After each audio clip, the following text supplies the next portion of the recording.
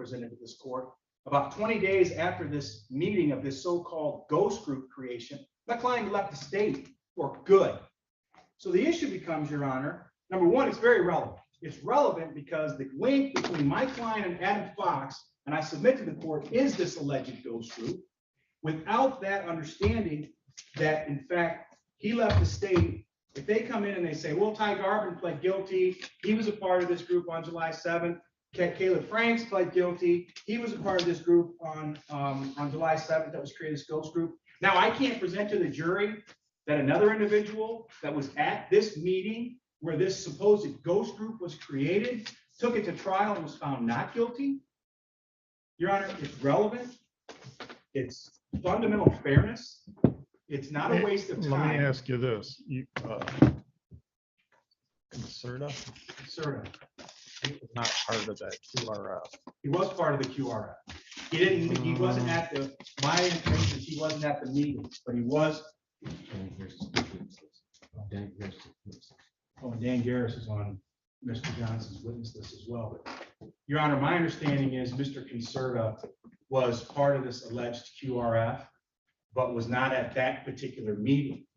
And so, as I've stated numerous times, and as this court, I mean, we played the audio of the July 7th meeting at my client's house, where it starts off with the mission statement of, we're not black bagging politicians, we're defensive, we're not offensive. This is the group that was created. And then ultimately, Ty Garvin, Caleb Franks, Dan Harris, and oh, by the way, Dan, the informant, pulls people from this group, links them up with Adam Fox, and now they're up north doing their thing, which my client was not involved in.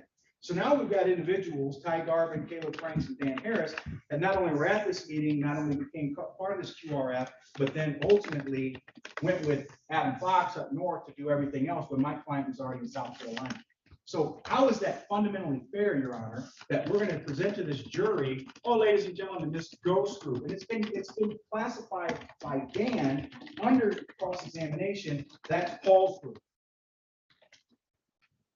They get to get in the fact that Ty Garvin, Caleb Franks pled guilty and were part of this group, then clearly we should be able to get in the fact that Dan Harris, who was also a part of this group, was found not guilty. We're not going to waste time here, Judge. It's going to take me 3 minutes or less to get that in with Agent Nicola. It's going to take me 3 minutes or less to get that in with Dan, and it's going to take me 3 minutes or less to get that in with Ty Garvin. It's not going to confuse the jury. The jury gets to hear, hey, 2 of the people in this group pled guilty. 1 was found not guilty. They give it the weight that they deem to be appropriate. And in fact, the probative value of this. Well, 2 of them were found not guilty.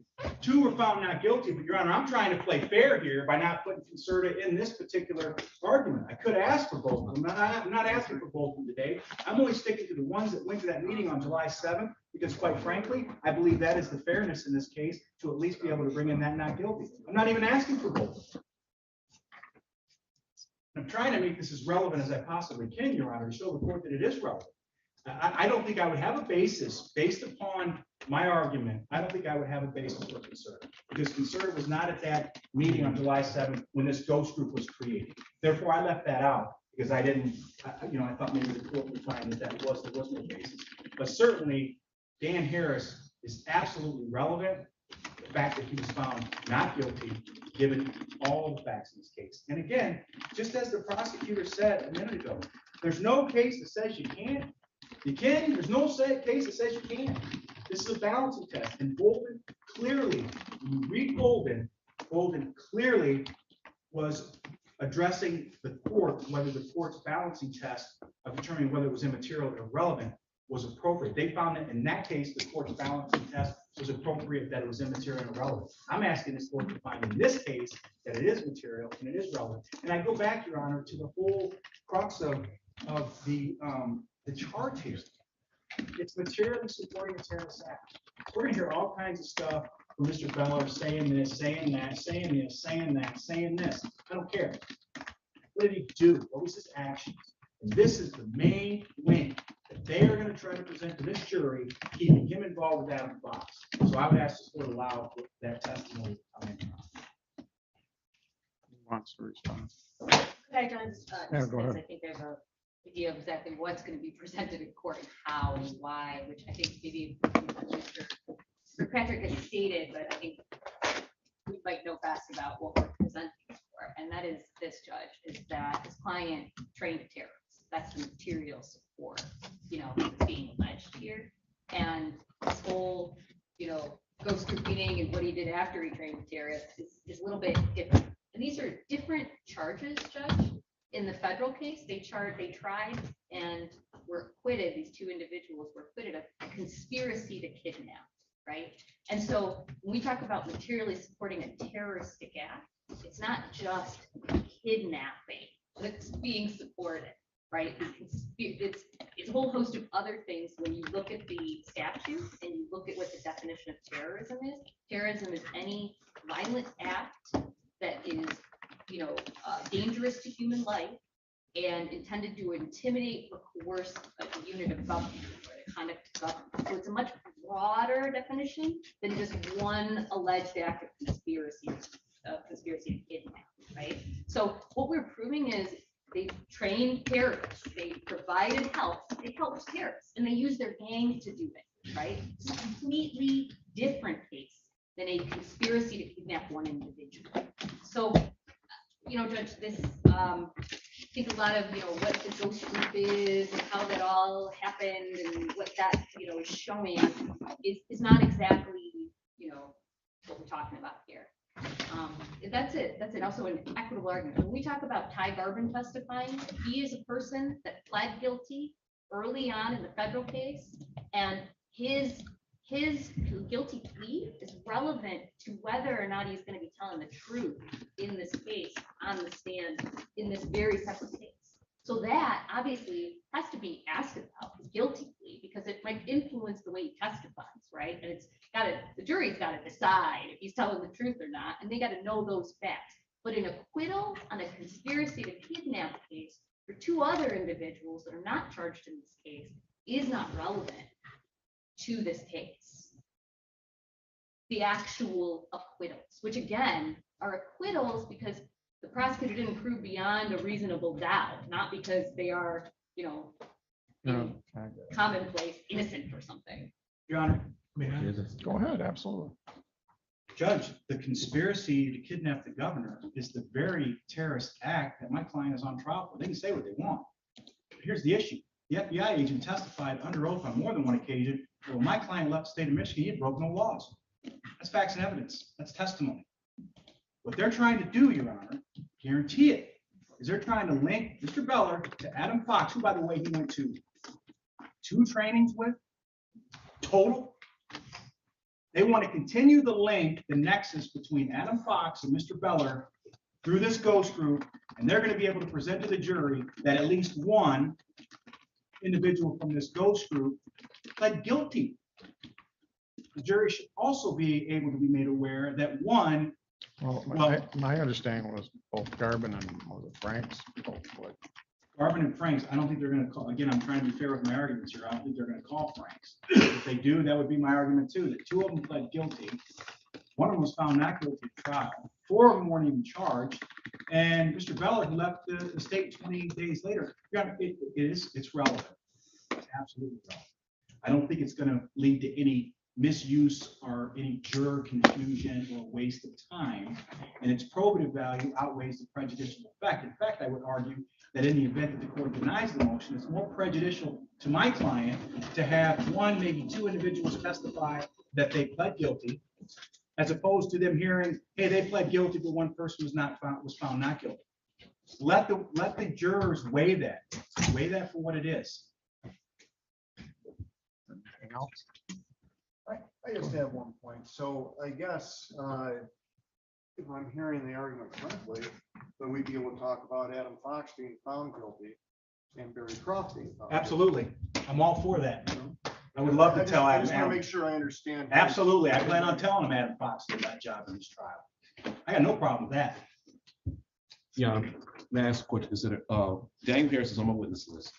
I am meeting with him and his attorney on Wednesday to confirm whether or not he's going to actually testify or plead the fifth.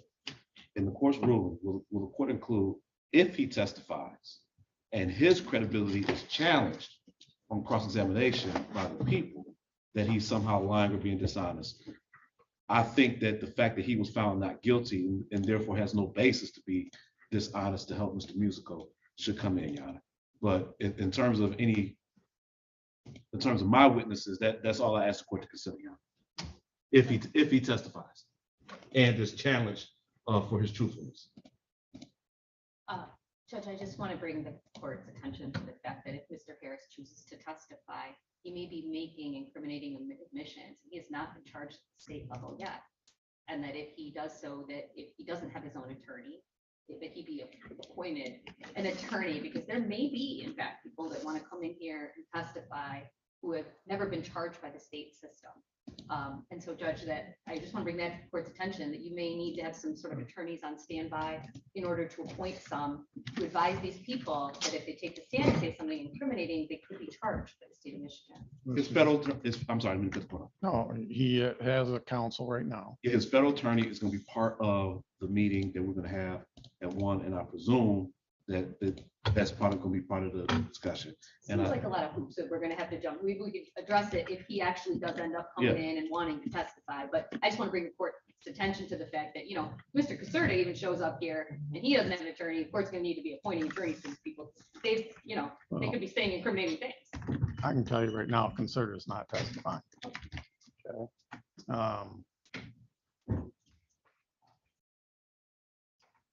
And I agree with prosecution. Mr. Harris may say things that would open him up for possible state charges, but I'll allow Harris to testify. What about, will you allow for they get into Ty Garvin's plea? I mean, that's the real issue. I'm not here to ask whether Dan Harris testifies or not. I doubt he will. If I represented him, I would tell him not to, but I'm not Mr. Harris. My motion is to allow for the jury to be made aware not only of Ty Garvin and Caleb Frank's pleas, but also Dan Harris's acquittal. And if the people want to bring in, I guess I would have to refer to the counsel on that one, what their thought would be on that. Me personally, I don't care if they know that Adam Fox was convicted or not. That's not relevant for me. It's immaterial to me. What is material is, again, this ghost group and these individuals within that group. That is why this is relevant, Your Honor. That is why it's important for the jury to get both sides of the individuals in the group. So, Judge, if I follow the argument right, it's that counsel would like bring up this information so he can basically argue to the jury, hey, these guys weren't found guilty in this totally other trial on totally different charges. That's why you shouldn't find my client guilty. If that's the logic of the argument and that's what it boils down to, Judge, that's completely improper. Your Honor, I would limit it to this. We're dealing with different charges in federal court versus what they're facing here. Right, but again, the Which, go ahead and conspiracy correct to me. kidnap. Hold on, what's going on? They just, and I acknowledge the argument, but they just made the argument. And I knew it all along. They're really alleging 3 things. There was material support of terrorism, as the definition given by the Attorney General is correct. Violent conduct intended to influence a political person or society. There's 3 things that they're alleging: violence against law enforcement, violence against politicians, and potentially kidnapping the governor. So that one overlaps. If they are not going to put forth in their case in chief that these guys attempted or knew about a plot to kidnap the governor, then that's one thing. But if they're going to mention the governor at any point in time, then I believe Mr. Kirkpatrick is correct. If they were just limiting this to violence against law enforcement, that would be one thing, but they're not, Jan.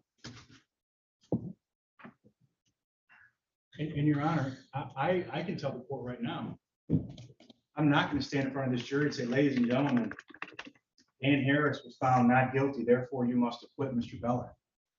I want it for the limited purpose for the jury to know that out of this group on July 7th, 2 of them pled guilty, 1 was found not guilty. I'm not going to go into great detail on that, Judge, and say, and therefore, because That's going to leave them with a misconception that they're dealing with the same type of charges here as they were found not guilty on in federal court. But, Your Honor, the conspiracy to kidnap the governor is the very terrorist act. That's why I prefaced my argument with, they lost on the making a terrorist threat. We're not going to trial on that. This argument would be totally different now if they had won on that issue. They didn't. It's materially supporting a terrorist act. And the act, not all the hoopla and talkie, the act that brought these charges, let's be clear here, is the plot to kidnap the governor. That's what it is. And that he was found not guilty, conspiracy to kidnap the governor. The other two pled. So I think the jury has a right to know, well, the two pled, one, if it's the only one that's testifying, and one was found not guilty. Otherwise, to do differently, now the jury is left with this preconception that, well, hey, this July 7th ghost group, if we affiliate Mr. Beller with that, they must have all been guilty because one of them pled guilty in federal court. They should be able to hear that one of them was two of them, and two of them were found not guilty because Concerta ultimately became part of this group. He just missed that meeting, that particular meeting. That wasn't with my client. But it's not the only act. You know, this conspiracy is about killing and hurting law enforcement, hurting politicians. I mean, it's not the only act. If that's the people's position, that this is not the only act that was committed, let them draw that distinction as this vets itself out. If they're going to present all of these other, these other inferences that this happened and they were doing this, then that's theirs to flush out. But if any of it comes in, I agree with Mr. Kirkpatrick, if any of it comes in relating to this part of it, then we have a right to present to the jury the full fact and full disclosure of this is how this vetted out. And if nothing else, it's not going to mislead the jury because the jury can then sit back and go, wow, this opens a wide range of answers. So it's not like, the AG's office says, well, we're saying if these people were not guilty, obviously ours are too. No, it gives the jury the opportunity to go, well, some were guilty, some weren't, some pled, some fought it.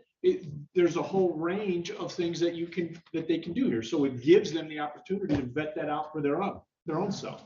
Plus, it also, Your Honor, that brings me to another thought. If they're told that Dan Harris was found not guilty of conspiracy to kidnap the governor, prosecution can still argue, well, ladies and gentlemen, they may have been found guilty of, they may have been found not guilty of conspiracy to kidnap the governor, but we still think they're guilty of this, and this. That still gives them the avenue. The jury can be told that he was found not guilty of conspiracy to kidnap the governor of Michigan. And they can say all day long, that's what they're not charged with. They're charged with materially supporting a terrorist act. At least then the jury, and I'm not going to, in my closing, say you should find him not guilty because this guy, I'm not going that far with you, Your Honor. I just want them to be aware of what happened with this particular group, and I'll leave it at that. But they can certainly vet that out too. And I don't think that it would cause a problem.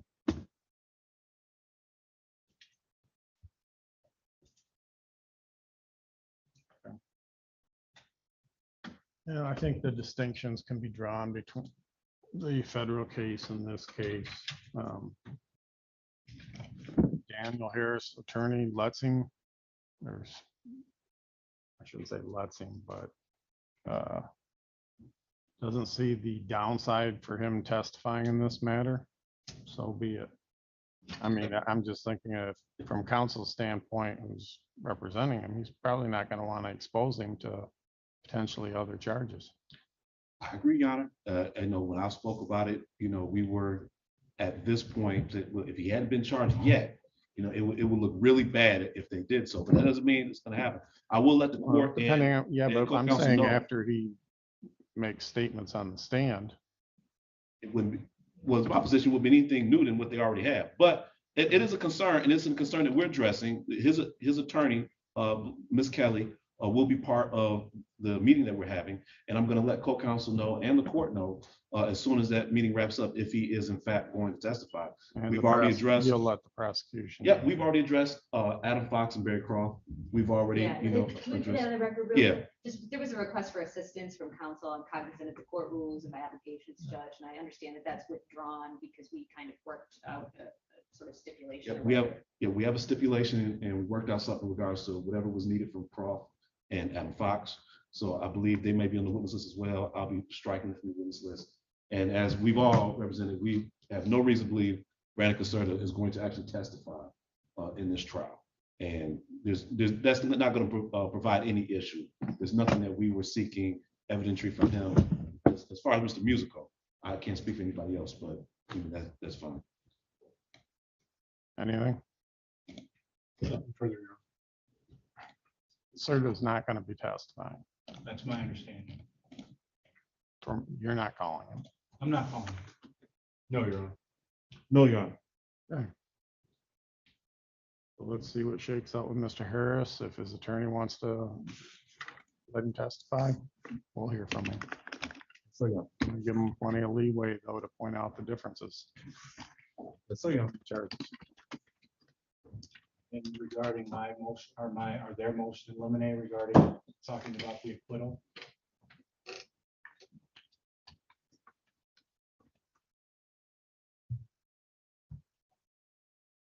My request to talk about the acquittal, as long as it's limited.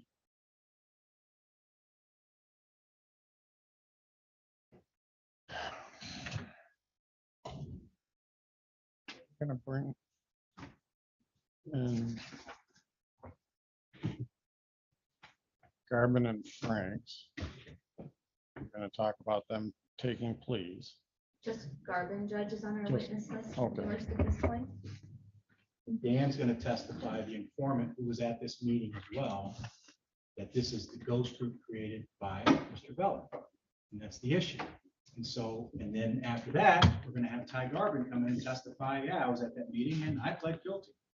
And then we can't say, oh, and Dan Harris was at the meeting, and oh, by the way, 4 other people were at this meeting, none of which were charged with anything, and he was found not guilty. And that's just it, Judge. That's all I'm gonna get into.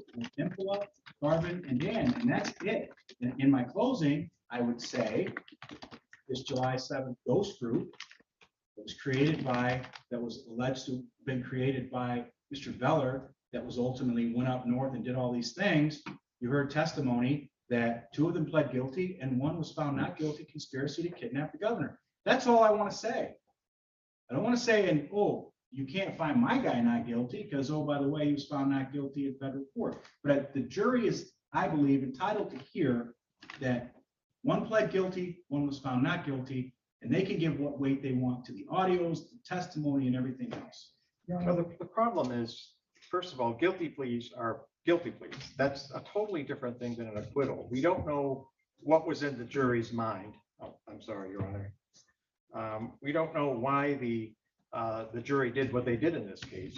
We can only assume that they found that the prosecution was flawed in some way and decided that there wasn't sufficient evidence to convict these individuals beyond a reasonable doubt of the federal charges. Again, as Ms. Dodamani has indicated, we have no, we have different charges here. It's an entirely different case. And even if you get to relevancy, even if you get through relevancy, there's the problem of juror misuse. The jurors are going to hear, if they hear that one of these individuals or both of these individuals were acquitted by a federal jury, there's a high risk of juror misuse. No matter what you tell them, they're going to think, well, geez, if this other jury found them not guilty, maybe we should too. There must be something to their arguments. So, you know, I think we have to try this case on the facts of this case and not bring in acquittals that occurred in another case where there are other charges. Yeah, and I'd just like to state for the record that I find it's funny for prosecutors never worry about juror misuse when it comes to other rape accusations or other child abuse accusations or other domestic violence accusations. It's only in situations like this where there's something helpful to the defense that they worry about juror misuse. Jurors are trusted to hear other acts of rape, other acts of child abuse, other acts of domestic violence all the time, you know, pursuant to different statutes, but it comes down to 403, they're trusted that information. This is minimal information that a jury, especially that goes through the voir dire process, that these jurors are going to go through, can be trusted with this information. Brother, there's a difference. There's 404B that talks about other act evidence, and there's statutes that talk about prior domestic violence and things like that coming in. There's a guide for that. In this situation, there isn't anything that says acquittals are relevant, but even if they would be relevant for some reason, there's such a danger here that the jury is going to misuse that, they're going to engage in speculation concerning what the reason was for that acquittal. And I think there's just way too much danger and concern there. This is totally different than 404B evidence. This is totally different than statutory evidence coming in of prior child abuse or prior domestic violence. Those are statutorily and by court rule allowed. This is totally different. And there's danger as well, Your Honor, with the jury hearing that two of them pled guilty and then not hearing anything else about this group. And I know I'm beating a dead horse here, Judge, but every time they stand up and they say something, it's like, I feel like I got to say something else. Oh, we're done. No, we're done.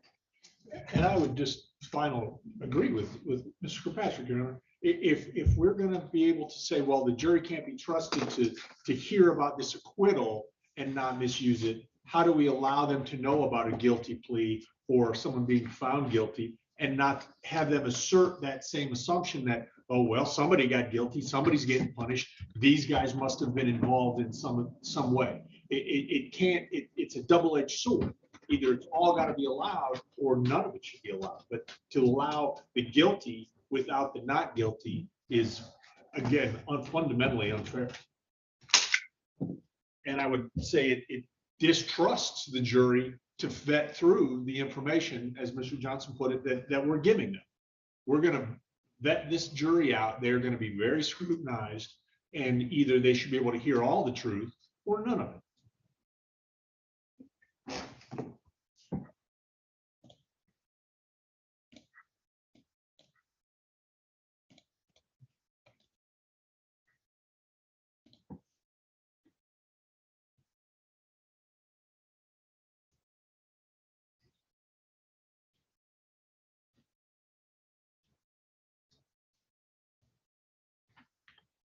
Okay.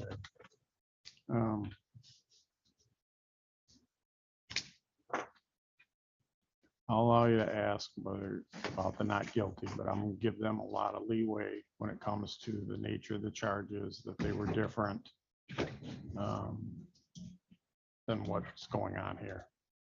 That's very well, Your Honor. Thank you. That's all I was asking. So that I'm clear then, the court's ruling, that we're allowed to talk about Adam Fox being convicted and Barry Croft being convicted. The people, okay, great, no problem. Thanks, Judge.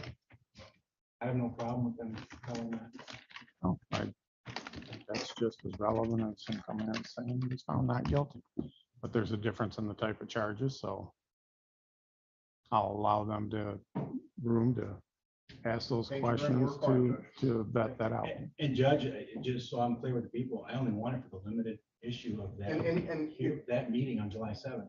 And to start saying, I'm gonna limit it like this, see what it doesn't do, it doesn't limit the use though. So it's nice to politely say, I'm only gonna argue this, but at the end of the day, it's the same argument. They were acquitted, they should be acquitted. I mean, I'm just gonna be quite. I will not about say that. any of that. I know he won't, but that will be the implied argument. Of course And it then- would. and we'll have the same argument with Fox and. Just like you're gonna be doing just the opposite on the other side. Right. Yeah. Yeah. Yeah. Anything else? No, Your Honor.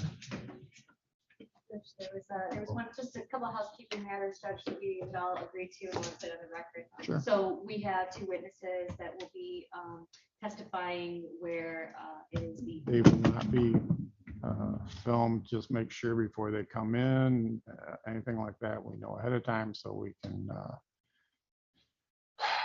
we'll turn off the camera that I can just put it on, I can change what the camera's looking at and take it well, off. of the- we're gonna have the one camera is gonna be set up, I believe, over here. So And then the we'll have camera- Right there. this one, but I want to make sure that it does not pick up the witness chair. I can make it so it's just on you, zoom as close to you, and so that the witness won't be on. Or put up your little screen thing that you use for, Better get a haircut. You better. Thank Sure you, you Judge. want to It's see the. just the two witnesses. that we're And looking just for that for. to avoid any possibility, I think maybe a screen would be appropriate in this matter. Just so that there's no chance that anything happens, even if the camera somehow moved or I don't know, but I want to eliminate any possibility. So yes, we can use a screen of some type between myself and the witness. Thank you, Judge. We appreciate that. I don't believe there's been any objections voiced about that. It's just the two witnesses. It's the undercover agent and the informant. And thank you, Judge. I can move around the screen. The jury will be able to see them. So I don't have an objection around that.